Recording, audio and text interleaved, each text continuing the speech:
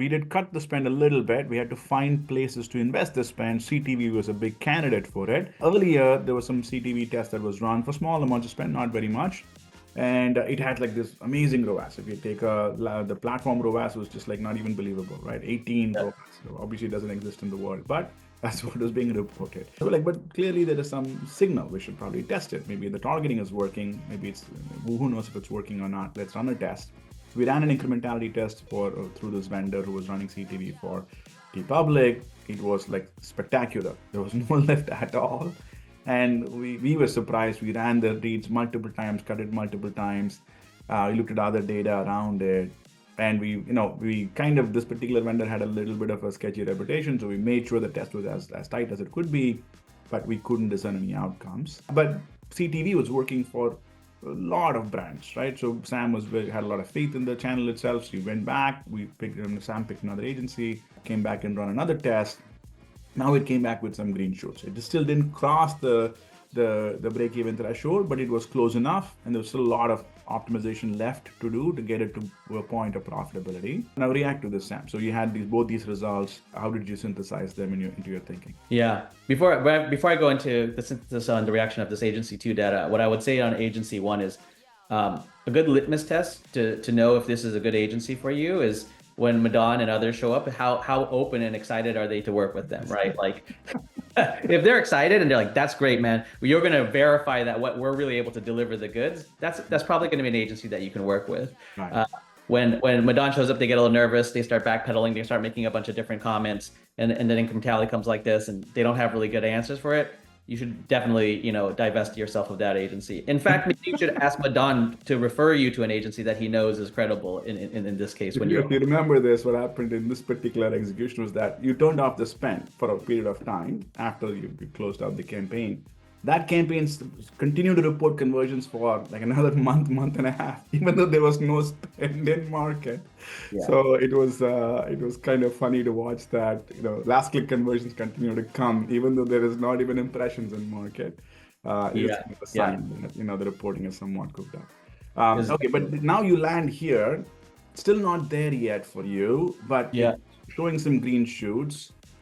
How are you taking this? What is this telling you? What could you do with this channel? How are you thinking that as part of your go-to-market? Yeah. So let's talk about a few things. One is, historically, I have worked at other brands where we have been able to get CTV to work. And so once you've been down this path, you know that the initial test and the initial run, may not give you the break-even ROAS or the profitable ROAS that you're looking for, right? Like this is common for the starting point because you haven't really fine-tuned your tool set quite yet. Second is, you have to find dollars to put to work because you got to grow the business to a certain level, right? And if I've divested some from Facebook, I need to find a new home for it.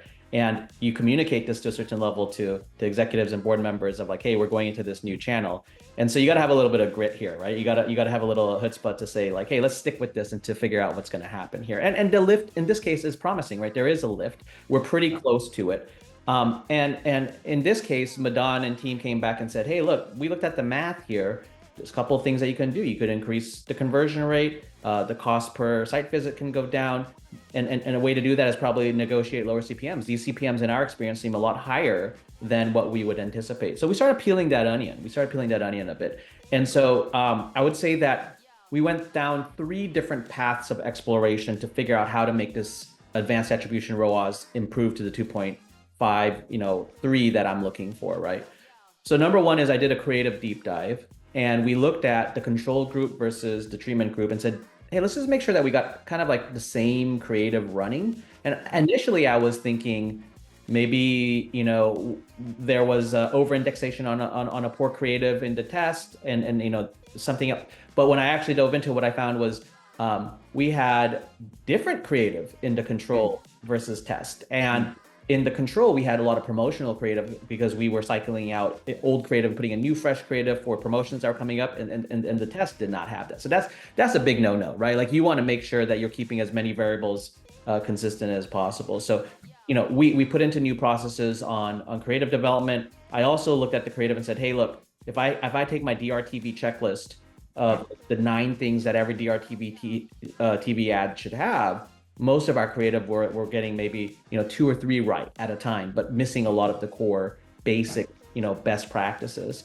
So I looked at that and said, I think that there's probably significant improvement when it comes to creative process and creative development. And so we've kicked off a new RFP to find agencies to develop that better creative. I think the second thing is we realized, oh, the CPMs are slightly high because we're buying geographically targeted regionally to limit the test group. So we had created the synthetic geo, right, with Madan. But what we had failed to realize is when you limit buying to specific geos, the CPMs tend to get a little higher, right?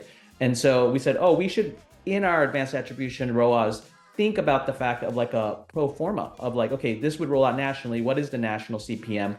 What is the pro forma advanced attribution ROAS versus what the actual advanced attribution ROAS is, right? So understanding media buying dynamics and bidding dynamics was really, I think the last was, we really just wanted to make sure we understand where buying was happening, right? Because there's a lot of different platforms and there's a lot of different types of inventory out there.